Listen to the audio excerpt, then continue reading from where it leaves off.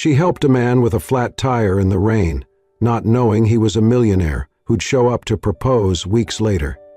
The rain came down in sheets, loud and relentless against the windshield of Anna's car. It was almost midnight, and the road was nearly empty, swallowed in darkness save for the occasional flicker of streetlights struggling against the storm.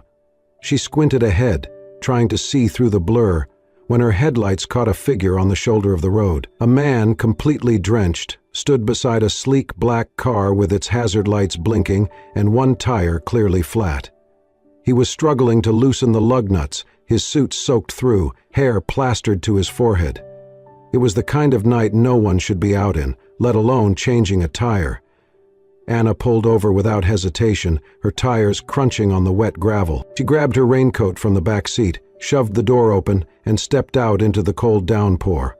She jogged up to him, dodging puddles, her breath visible in the chilly night air.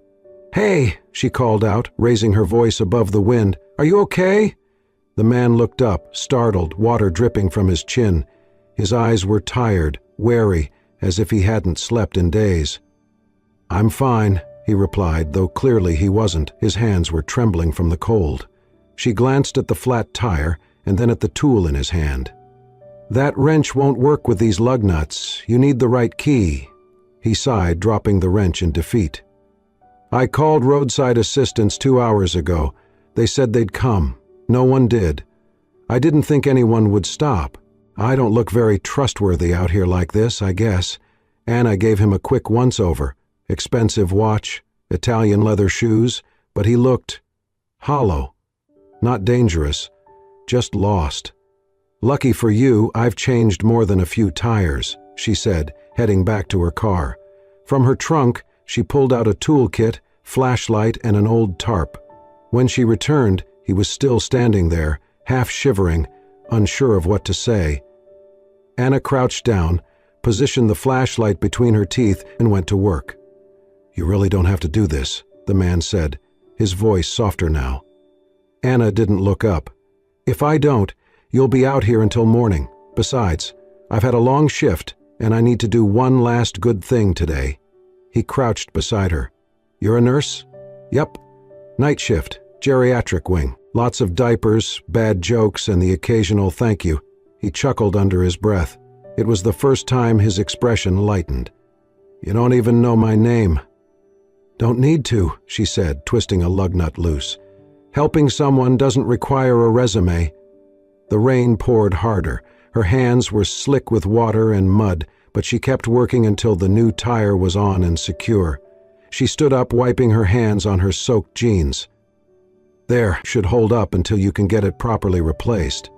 The man looked at her in disbelief. "Why would you stop for a stranger at midnight in the middle of a storm?" She shrugged. "Because I'd hope someone would do the same for me if I were stranded." He reached into his coat, pulled out his wallet. "At least let me pay you." "No," she interrupted, gently but firmly. "Just pay it forward. Help someone else. That's all I ask." For a moment they stood in silence, the storm swirling around them. He stared at her as if trying to memorize her face, like it was something he'd been looking for in the wrong places all his life. Anna turned to leave. "Take care of yourself, all right?" She walked back to her car, climbed in, and drove off, disappearing into the storm. The man stood there, water running down his face, watching her taillights fade. He was a millionaire, Michael Langford, CEO of a tech empire once hailed as the mind of the future. But lately, his future had felt empty. He had driven away from everything that night, the press, the parties, the fiancée who left him when she realized his money couldn't fix her cold heart. No one had recognized him in weeks. But this woman, this stranger in the rain, had seen him. Not the millionaire, just the man with a flat tire. And something about that broke him, in the best way. 1 month earlier, Anna's apartment was small, tucked away above a quiet flower shop in a sleepy neighborhood. The wallpaper in her kitchen peeled at the corners, and her old kettle whistled like a tired train. But it was home. She hummed softly as she packed lunch into 3 separate containers, one for herself and 2 extras for the elderly patients she always made time for on her breaks. Her heart had always been soft for the forgotten ones, the people no one visited anymore, the ones who still kept photos of families who never called. Anna had been raised by her mother, a strong woman with tired eyes and hands worn from cleaning houses. Her father had left when Anna was 10, vanishing with little more than a note on the kitchen table. It read, "I'm sorry, I can't do this." She never saw him again. That absence had shaped her, deepened her empathy. She knew what abandonment felt like, how it gnawed at you in quiet moments. But instead of growing bitter, Anna had grown into kindness, unyielding, stubborn kindness. Her life wasn't glamorous. She often worked double shifts, came home exhausted, and lived paycheck to paycheck. But she believed in something bigger than comfort. She believed in people, in second chances, in goodness. Across the city, Michael Langford's life was a world apart, measured in stocks and startup deals, luxury condos and boardroom applause. But inside his penthouse, silence hung heavy. His assistant had just left, the echo of her heels fading down the hallway. The moment the door clicked shut, Michael slumped onto the leather couch, tugging at the silk tie that felt like a noose around his neck. It had been a month since the engagement was called off. Madeline had been everything society said he should want: beautiful, refined, connected. But in the end, she didn't love him. She loved the lifestyle, the parties, the penthouse, the promise of never working again. When he'd told her he wanted to step away from the company for a while, to travel, to rediscover what happiness even meant, she had laughed, then packed. "You're not yourself anymore, Michael," she'd said coldly. "I didn't sign up for the broke philosopher version of you." That night, he'd driven for hours with no destination. He hadn't told anyone where he was going. He just vanished. It was the first time in years he didn't feel watched. In the days that followed, Michael wandered from cheap motels to roadside diners, growing a beard and trading his tailored suits for hoodies and jeans. He left behind the world of polished surfaces, searching for something real. Meanwhile, Anna's life continued with quiet purpose. Every morning she woke before dawn to feed her elderly neighbor's cat. On weekends she read to dementia patients who no longer remembered their own names but lit up when she walked in. She didn't have much, but she gave what she could. Her life was an offering of time, of compassion, of presence. But even she had moments of doubt. Some nights, after caring for strangers all day, she'd lie awake wondering if anyone would ever care for her, if her goodness would ever be seen, really seen, not just appreciated. Michael, on the other hand, was learning what it meant to be invisible. No one asked for his autograph anymore. No one cared that he once negotiated billion-dollar deals. Without the suits, the sleek car, the entourage, he was just a man, and he wasn't sure he minded. He found himself helping strangers along his aimless route, pushing a woman's stalled car, buying coffee for a busker, giving away his watch to a father short on rent at a gas station. Each act chipped away at something cold in him. Still, there was an ache, a loneliness he couldn't name, something his money had never touched. He missed being known, not for his wealth, but for his heart. The one he'd buried under deadlines and expectations. 2 lives running parallel, 2 souls shaped by abandonment, aching for connection. And then came the rain. A stormy night on a deserted road, when a woman who had every reason to drive past stopped, and a man who had forgotten what real kindness looked like remembered. Neither of them knew it yet, but everything was about to change. The rain hadn't let up, and thunder rumbled low across the horizon as Anna packed up her toolkit, tossing the wet tarp into her trunk. Her clothes clung to her skin. Her hair was a mess of damp curls, but her face held that same calm warmth she always wore after doing something that mattered. Michael, still a little stunned, stood beside his car, looking from her to the newly changed tire like he couldn't quite believe what had just happened. "You didn't have to do that," he said again, quieter this time. His voice was more human now, stripped of pride. Anna leaned against her car door, catching her breath. "Maybe, but I wanted to. He stepped forward, pulling out his wallet once more. "Please, at least let me give you something for your trouble." Anna raised her hand and shook her head with a small smile. "No need. Honestly." His brow furrowed. "Then, can I at least know your name?" She hesitated, looking at him carefully, like she was weighing something deeper than just the question. And then she said softly, "Look, maybe tomorrow I'll be the one with a flat tire, or stuck in the rain, or just needing a kind word. Help someone else when that happens. That's more than enough." Michael blinked. He opened his mouth as if to respond, but nothing came out. She turned to get into her car. "Wait," he said quickly. Will I see you again?" Anna gave him a look, almost playful, almost sad. "This isn't a fairy tale," she replied with a chuckle. "You won't find me on some royal balcony. I'm just a nurse who saw a man in need." She got in, started her car, and with a quick wave through the window, pulled away. Her taillights disappeared into the wet night, swallowed by the storm. Michael stood there long after she was gone, the rain seeping into his clothes again, but he didn't move. He felt hollow in the strangest way, like something had been removed from his chest and replaced with something warm and unfamiliar. A stranger had helped him, expected nothing, asked for nothing, not even his name. She hadn't looked at him like a celebrity or a business mogul, or even a broken man, just someone who needed a hand, and now she was gone. He climbed into his car, turned the key, and sat in silence.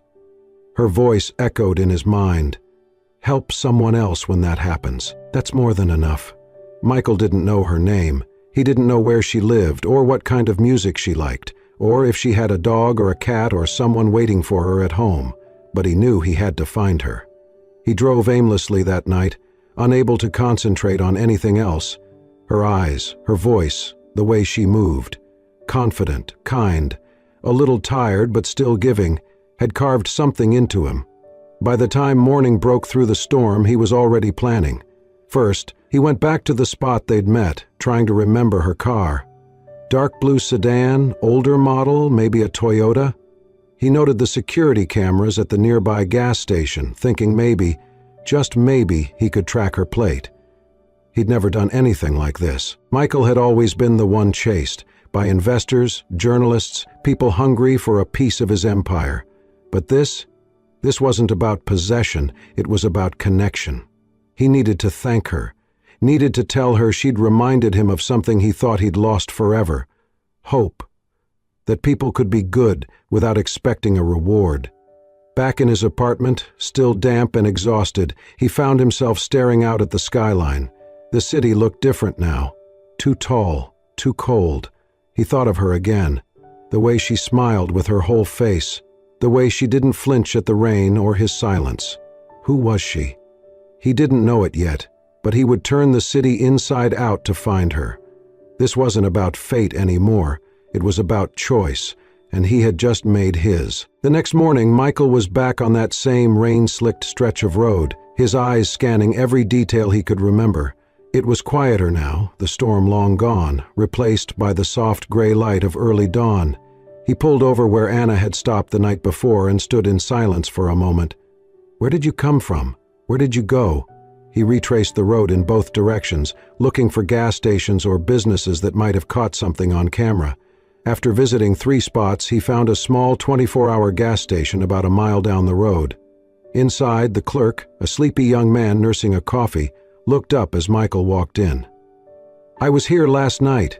There was a woman who stopped to help me with a flat tire. She was driving an older blue sedan. Do you have any security footage I can check? Just want to see her license plate."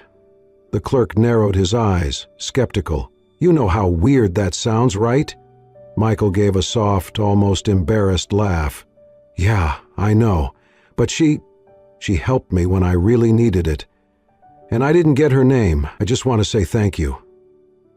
Something in his tone must have convinced the kid, because 10 minutes later they were both hunched over the grainy footage from the night before.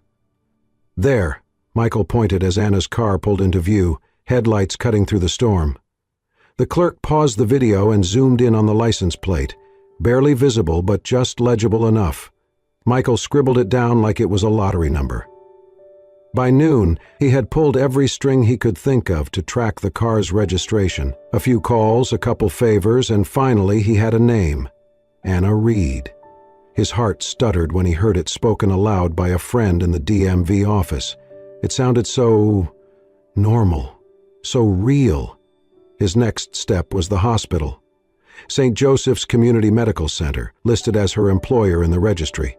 He walked into the hospital's main lobby, nerves buzzing like static under his skin. The woman at the front desk gave him a polite, practiced smile. "I'm looking for someone, a nurse. Anna Reed.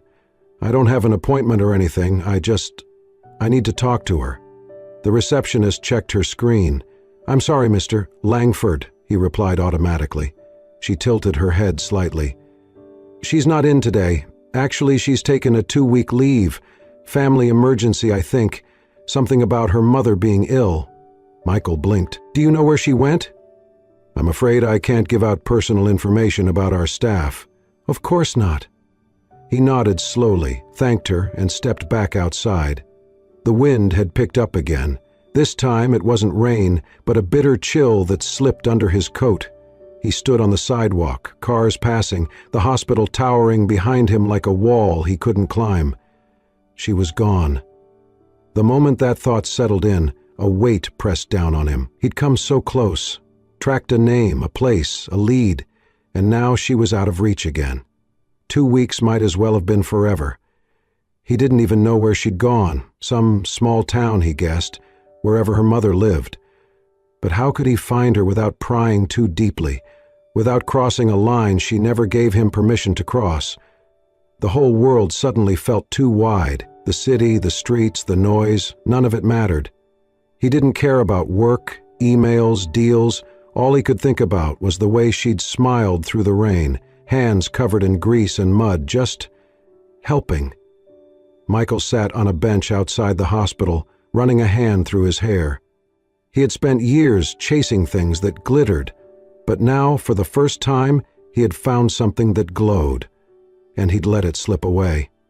He told himself maybe it was meant to be just a moment, one night, a reminder that kindness still existed, that goodness could be real. But some part of him, deep, stubborn, and aching, refused to let go.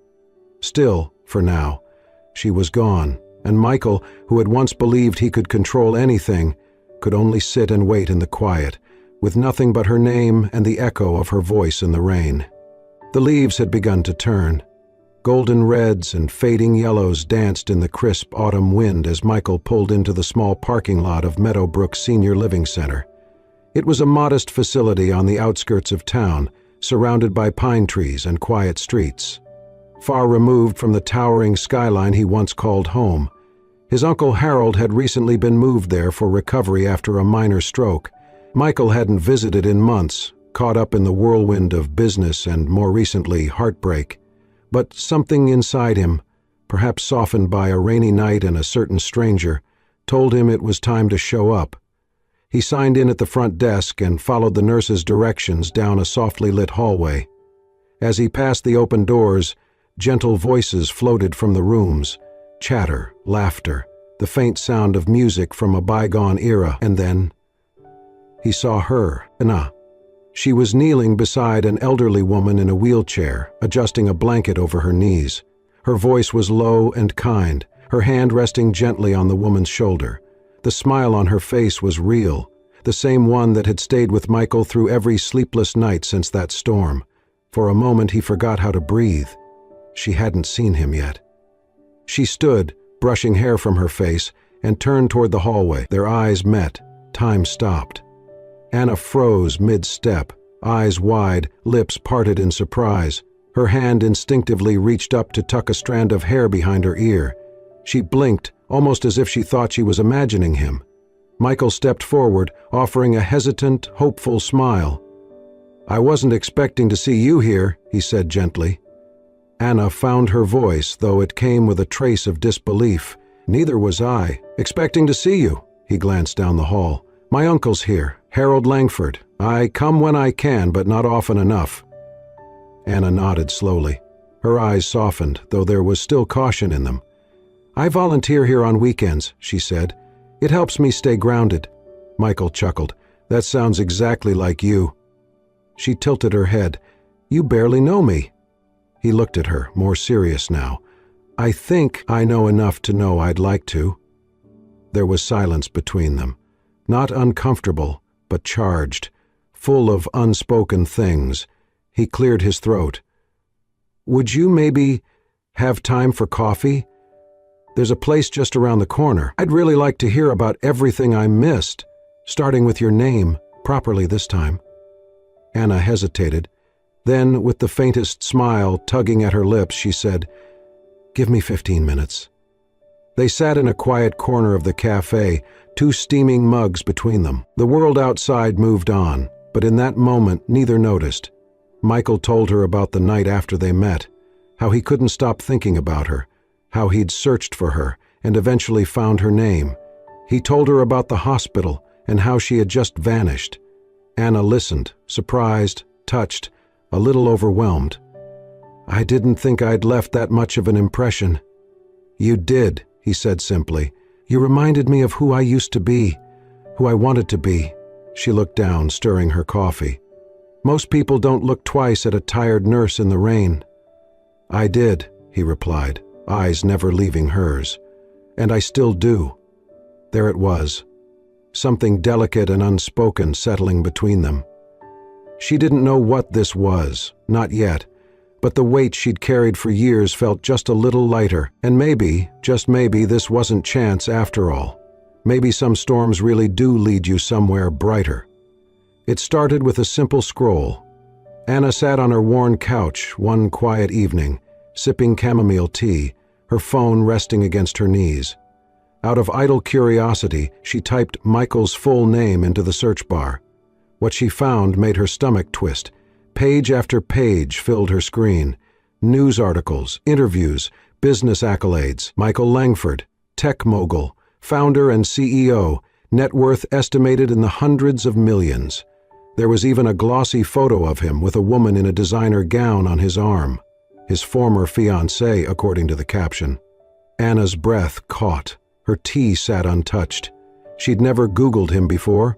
She hadn't wanted to.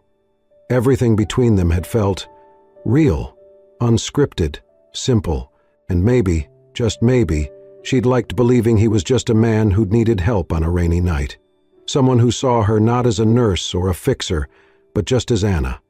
Now, staring at headlines and photos of boardrooms, private jets, and award ceremonies, something inside her crumbled. Why didn't he tell me? The question repeated itself over and over, growing louder with each beat of her heart. Was it all a game? Was he testing her to see if she was different from the others? Some kind of twisted social experiment where he played the humble stranger? Or worse, did he think she was just another woman who'd changed the moment she knew the size of his bank account? The next time Michael called, she didn't answer. He texted the next morning, "Hope your shift went well, thinking of you." She stared at the message but didn't reply. At the nursing home, she avoided common areas during visiting hours, just in case he showed up, and every time her phone buzzed, she felt a pang of guilt, followed by that ache of disappointment. She thought she'd met someone genuine. Meanwhile, Michael was confused. He hadn't heard from Anna in 3 days. Her warmth, once steady as the sunrise, had gone cold. Had he said something wrong? Moved too fast? On the 4th day, he drove to Meadowbrook, hoping to see her. Instead, a different nurse told him she was out running errands for the residents. "She's around," the nurse added with a smile. "Just a little hard to catch sometimes." Michael sat in the garden courtyard, waiting. When Anna finally stepped outside, a bag of prescriptions in hand, she stopped mid-step at the sight of him. Their eyes met. Hers were guarded. "Hi," he said softly, standing. She didn't return the greeting, just looked at him with that same cautious distance he hadn't seen since their very first meeting. "You didn't tell me," she said. He blinked. "Tell you what?" Her expression tightened. "Who you are, what you are." Understanding dawned slowly. He took a breath. "You Googled me." "I didn't mean to," she said, voice low. "I just wanted to know more about the man I thought I was getting to know, the man who needed help on a rainy night." He took a step closer, but she didn't move. "That is who I am, Anna." "No," she said quietly. "You're Michael Langford. Billionaire, CEO, the guy in GQ. You let me believe you were just—" He cut in, gently but firmly. "I never let you believe anything. I was just a guy with a flat tire, alone, tired, and more lost than I'd ever been in my life." Anna's eyes glistened. "But why not tell me later? Why keep it hidden?" "Because I was afraid," he said honestly. "Afraid that the moment you knew, everything would change. That you'd look at me like everyone else does, like a walking checkbook, not a person." She didn't answer. He stepped forward again, slowly. "I didn't come into your life to test you. You came into mine when I needed someone to remind me of who I used to be. You didn't care what I had. You cared that I was stranded in the rain. You saw me, Anna." She looked down, swallowing hard. He took one final step, voice soft. "You were the first light after the darkest days of my life, and if I lose you now, it'll be the greatest regret I've ever known." The silence between them trembled. Anna raised her eyes, and for the first time the hurt in them gave way, just slightly, to something else, something that still hoped. The rain had returned, not as a storm this time, but as a soft drizzle that dusted the earth like a memory. It was the kind of rain that whispered more than it shouted, the kind that made everything feel closer, quieter, more alive. Michael stood on the same stretch of road where their story had begun, the sky overcast, the trees lining the highway swaying gently in the breeze. His luxury car sat parked on the shoulder, hood popped, a spare tire propped carefully beside it. Everything was arranged to look familiar, almost identical to that night weeks ago, only this time the flat was staged, and this time he wasn't stranded. He paced a little, checking his watch, his palms slightly damp, not from the rain, but from nerves. For all his business deals, public speeches, and headline moments, this was the most important thing he had ever planned. He had no guarantee she'd come. It was a risk, but love, he had learned, was made of risks. Then, in the distance, he saw headlights cutting through the mist. A dark blue sedan approached, slowing as it neared. The driver's silhouette, slim, familiar, made his heart jump. The car eased to a stop behind him, and Anna stepped out. She stood still for a moment, umbrella in hand, her expression caught between confusion and disbelief. "Michael?" she called. He turned, already soaked, and smiled. She walked toward him slowly, the rain speckling her coat, her eyes locked on his. "What are you doing here?" she asked softly, though her voice trembled. He took a breath, the kind that reaches all the way down to your soul. "I figured if I was going to ask you the most important question of my life," he said, "it should be where it all began." She blinked, lips parted. Michael took a step forward, then another, until he was standing right in front of her. The rain gathered on his lashes, slid down his cheeks. He dropped to one knee. Anna gasped, her hand flying to her mouth. Michael reached into his coat pocket and pulled out a small velvet box. He opened it to reveal a ring, simple, elegant, timeless. But his eyes never left hers. "Anna," he said, voice raw and steady, "that night in the rain, I thought you were just helping me fix a flat, but you were fixing something deeper. Something I didn't even know was broken." She shook her head slowly, tears already forming. "You didn't care who I was or what I had. You just saw a person in need and you showed up. And since that moment, I haven't been able to stop thinking about you." Rain ran down her cheeks, mixing with her tears. Michael continued, his voice trembling now. "I don't need help with a tire tonight. I don't need saving. What I need is you. For the rest of my life, every quiet moment, every storm, every sunrise." He held up the ring. "Will you marry me, Anna?" Her heart pounded so loudly she could barely hear the rain anymore. For a second she just stared. At him, at the road, at the sky that had once introduced them. Then she dropped the umbrella and stepped forward, the ring forgotten between them. "Yes," she whispered. "Yes, of course, yes." He stood, and she threw her arms around him, both of them laughing, crying, soaked to the skin. The ring slipped onto her finger between kisses, between promises. They stayed there for a long time, two people on a forgotten road, held together by fate and rain and the extraordinary magic of a simple act of kindness. The chapel inside Meadowbrook Senior Living Center had never seen so much joy. White ribbons adorned the chairs, handmade paper flowers lined the aisle, and a string quartet composed of 3 retired music teachers played softly in the corner. The scent of fresh roses mingled with the warm smell of lemon cake from the modest reception table. It wasn't a grand venue. There were no chandeliers, no tuxedoed waitstaff, no red carpet, but the room overflowed with something money could never buy: heart. Anna stood at the front of the chapel in a simple, flowing ivory dress. Her hair was swept into soft curls, pinned with tiny pearls. She held a bouquet of wildflowers, gathered from the gardens she tended with the residents. Her smile was radiant, serene. A woman standing not just in love, but in peace. Michael, in a navy blue suit that had somehow never felt as perfectly tailored as it did today, stood waiting as the music shifted. His eyes never left her as she walked down the aisle, her steps light, her face glowing. The room was filled with faces marked by time, every seat taken by someone whose life Anna had touched. Mrs. Harris, from room 203, clutched a handkerchief. Mrs. Winfield dabbed her eyes behind oversized glasses. Even stoic Mr. Delgado, who rarely spoke more than 2 words a day, had a smile tugging at the corners of his lips. These were her people, and now they were his too. As Anna reached him, Michael took her hand with reverence, like it was something sacred. The officiant cleared her throat, her voice kind and warm. "We are gathered here today to witness a love that didn't begin in ballrooms or through dating apps, but on a rainy night on a forgotten road, with a flat tire and a helping hand." A few chuckles rippled through the room.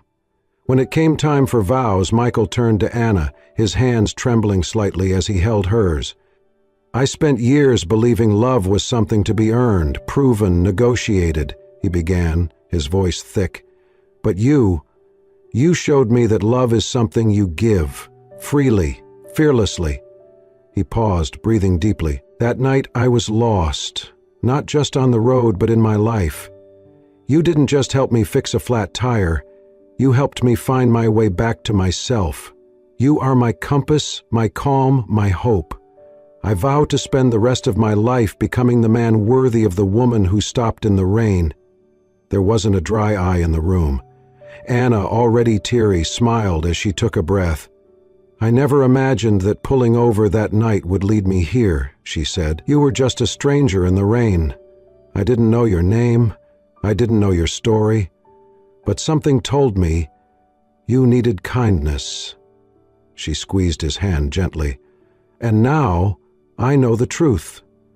You were never just a man with a flat tire. You were the answer to a question I didn't know my heart was asking."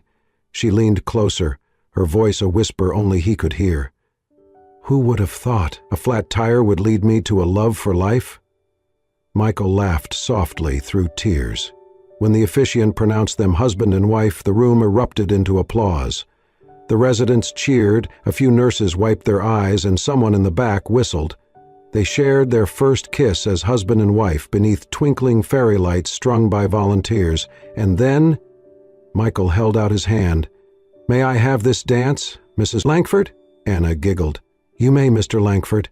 They swayed slowly as the quartet played a tender tune. Around them the room seemed to shimmer, not with lights, but with love. Residents clapped in rhythm, some holding each other's hands, others simply beaming. It wasn't a wedding that would make magazine covers, but it was unforgettable, and as they danced, Anna rested her head on Michael's shoulder, her heart full.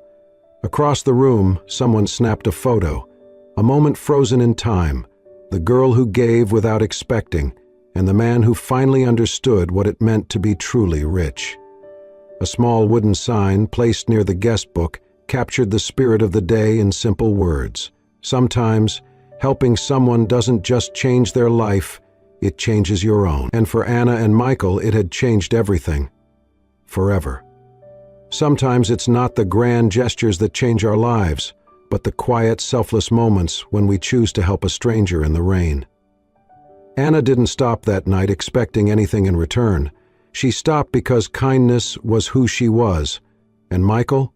He found something that night he never found in boardrooms or wealth. He found someone who saw him for his heart, not his fortune. Their story reminds us a simple act of compassion can lead to the love of a lifetime. And when we choose kindness, we don't just change someone else's world.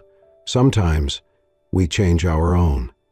If this story touched your heart, we invite you to subscribe to Soul-Stirring Stories, where love, hope, and humanity come alive in every word. Click subscribe and join us for more real, heartfelt stories that heal the soul. Because here, every story is a reminder that goodness still exists. Thank you for watching, and remember, be the light in someone's rainy night.